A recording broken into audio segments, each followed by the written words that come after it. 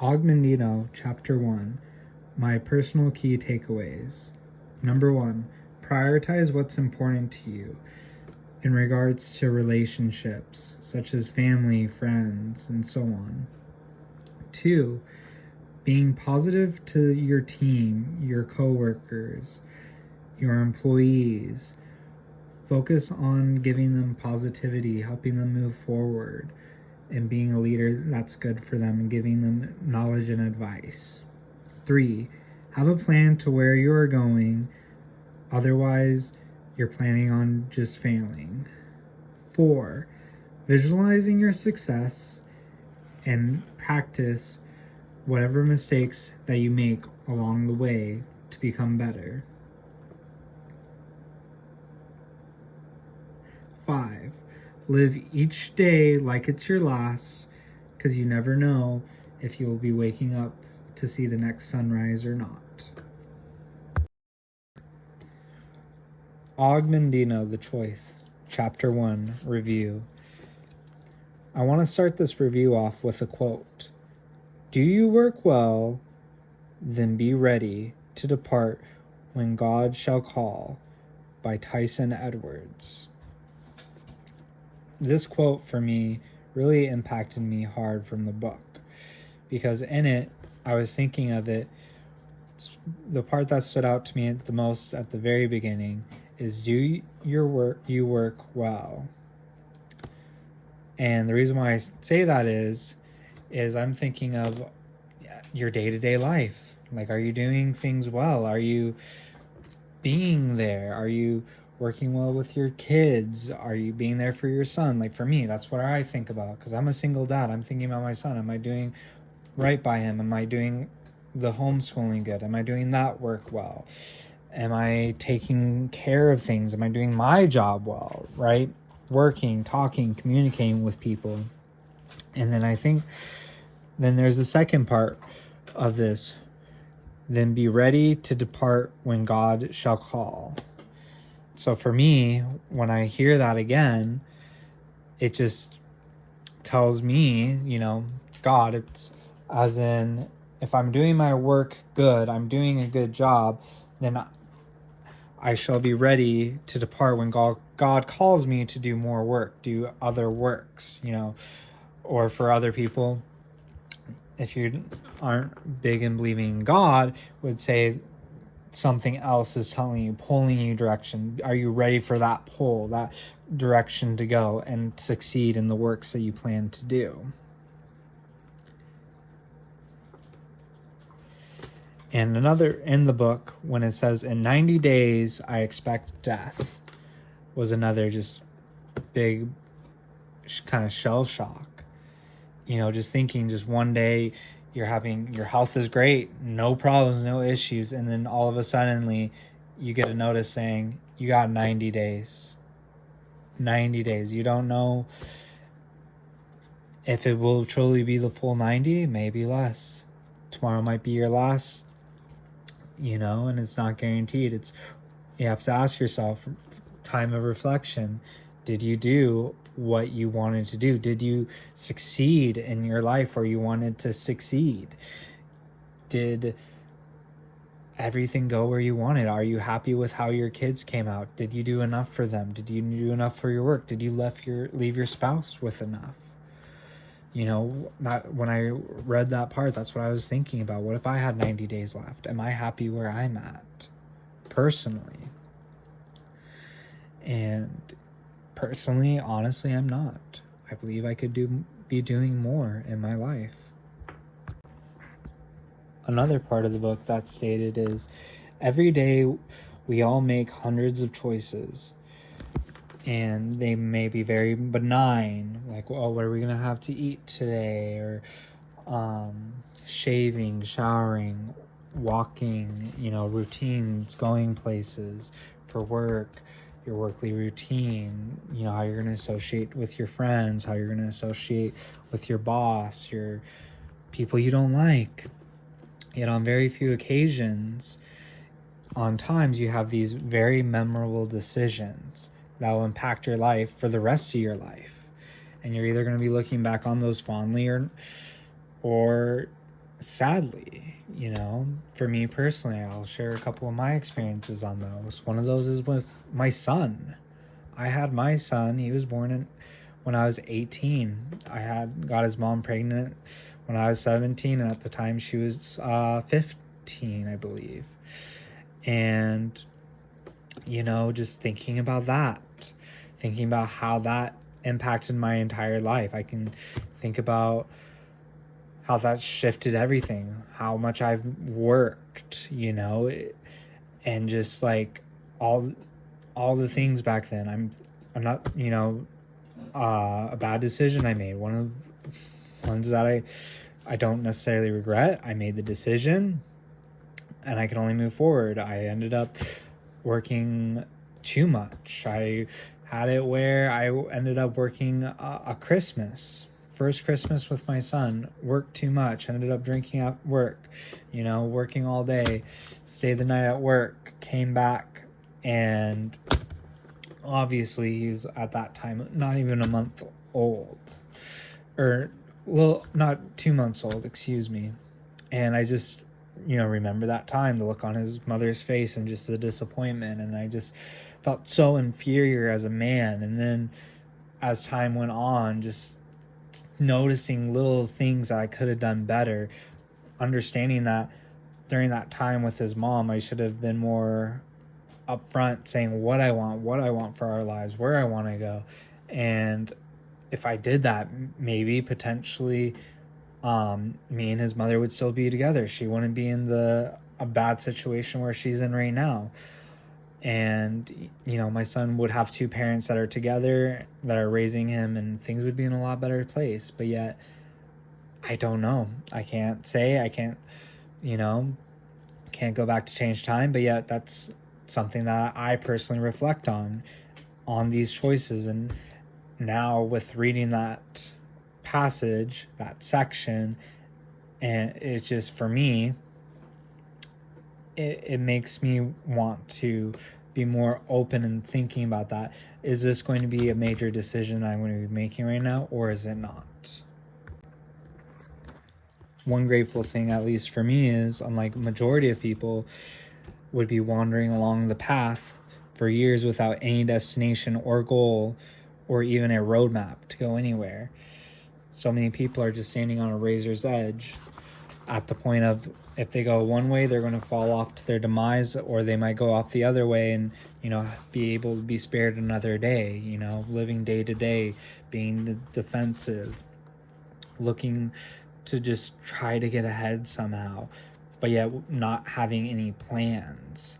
And in reading that section, I've realized personally for myself is that you need to be moving forward. You need to be having a roadmap, know where you're going, because otherwise, if you're not planning for success, you're planning for failure. You have to have some kind of plan, some kind of roadmap to know where you're going and how to succeed. Otherwise, you're planning to fail. Another quote here is, "And then on a morning I shall never forget, I began a new life. It had been like hundreds of others, pre-dawn Sundays stretching back through the years." As I read that, I think about it in a way of, any day can be a new start for you. That day was just as any other Sunday. It could have stayed the same, yet on that Sunday, he made a choice to change things that will impact the rest of his life. And that can be for anybody. It can be the following morning for somebody, or for me, it's tonight, making the decision to start reading again, making some reviews on these books and sharing them out to people. And hopefully it'll help someone, give them some inspiration or what have you. Quote, "My mind returned to the match coming up. I had played terrible last week, but today was going to be different. I was positive I had straightened out that wild hook of mine in Bermuda, and now I was ready. I let my body relax and began practicing the art of picturization. that I had learned from so many of the masters of success through their books. Simple technique. You merely picture in your mind having already accomplished or attained your goal, whatever it may be. Hold it firmly in your thoughts. Picture it as already being yours, and amazing things will happen. When I hear that quote, when I think about that, it's very in tandem together, in my opinion, of keeping positive. Last week, you did terrible. That's fine. Go work and try to get better. Figure out what you can do better. Learn, practice, do what you have to do to get better. And then, after you do so, the following week comes up. Be positive about yourself. Know you're going to do better because of that practice you did before, right? In the first section of that quote.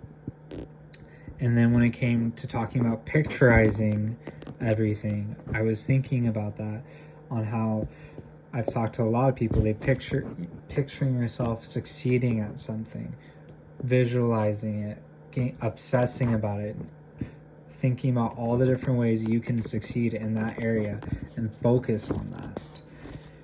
Because when I hear that, it reminds me of a mentor I had who always told me, whatever you want, make it your one thing, make it your one focus. Focus on that. Picture yourself succeeding. Give yourself affirmations, telling yourself you're going to succeed, putting that positivity out, programming your mind so that way you will succeed. Program it with success and not failure in mind, is what I believe and what I hear when I read off that quote and just think about it. As a father, when I read this quote here from this book, it personally impacts me pretty hard because I just think about the little things when I hear this. Todd, my youngest, was holding a white envelope on which he had written Dad. He handed it to me with all the pride he usually reserved for an A school paper. I opened the envelope and carefully removed the card, which read, "To the greatest father in the world." It was signed with the same large and undisciplined scroll, "Love, Todd." Then my 12-year-old, obviously feeling a little too grown up for such sentiments, foolishness, handed me his envelope. His card was exactly like Todd's, "To the greatest father in the world." Todd, before his older brother could shush him, said, "We bought them with our own money, Dad." When I hear that, to me in the book, it just feels like something to be cherished, a cherished moment when your kids come up to you and just give you a Father's Day card, you know? And it just, when he said open it carefully, and just, for me, I just think about that a lot because I think about cards I get from my family members at times for my birthday. I just kind of open it and kind of throw it away because there's nothing, it doesn't feel like any real sentiment. There's nothing written in there. But yet this, it's, as a father, knowing that, you know, there was effort put into it, you know, even the oldest did it, even though he saw it was silly, but the fact that he still did it means something. You know, he still took that time. He still cares about you. And, you know, it's just, for me, it just makes me think, kind of gets me, you know, just thinking about things, you know, just the little things. How the little things can just make, you know, a big difference, you know. As a parent, too, this section goes very well hand in hand with the first. As I watched and listened to the two of them, a strange feeling came over me. Perhaps it was no more than an illusion created by the early morning mist seeping through the screen door. But Glenn, my 12-year-old, seemed to be aging before my eyes, or maybe it was just the first time I had taken a good look at him since I couldn't remember when he was handsome, and luckily for him was getting to look more and more like his mother. Gosh, he had grown up. There was even a hint of fuzz above his upper lip. His hands seemed immense, and his voice had a break in it. Between my long hours at the office and university, plus my weekend on the golf course, I hadn't noticed his gradual transition from the infant I once bathed every night to the young man who now sat before me. The horrible thought suddenly hit me that he would be off to college in 5 years and more or less out of my life in 10. So for me, that hits really home, really hard, just how that time can truly fly by. I mean, my son right now, he's turning 8 in just a little bit. And just thinking of that, on how in 10 years, he's going to be 18, he's going to be out of the house. And in 10, he might be out of my life for a while. Hopefully not permanently. Hopefully he'll still be around and wants to be with dad, hang out with dad, with his wife. Maybe he has kids at that point. By that point, he'll be 28 after 18, kind of in this, how this was talking about it. And for me, that's just what I think about. Just think about that, where it's just that. It's just, how the time just goes by. It just can be like a flash, just taking moments. I mean, I've had moments where just when things slow down, I look at my son, I'm like, oh my gosh, you've shot up, you've grown, you're bigger, you've matured, and just thinking of all that, and just how time just goes by and just doesn't stay, and just as the story goes on, I'll just summarize some other parts here. Towards the end, it's when he's about ready to go off to go golfing, he talks to his friend Bob, and he ends up making the decision, right? This is the decision that for him started a new life, essentially. Great decision, one of the biggest decisions, not like every other day. He decided not to go with Bob to go golfing, but instead he decided to stay, to spend the morning with his sons. And, he got emotional, he cried, and I just, personally for myself, I think about that. It's the same thing.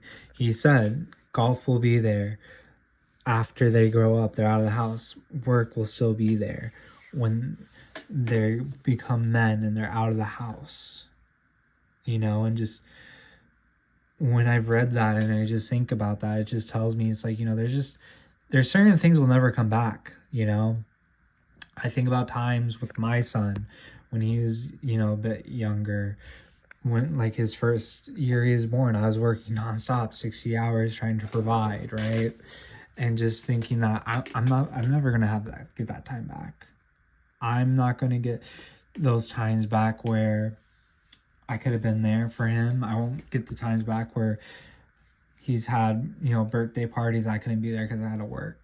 I can't get the time back where I have to have my mom watch him, or I have to have someone watch him, my sister, family and such, watch him and, take him to fun places. I don't get to do that because I have to work. I have to provide. And, when I read that, it just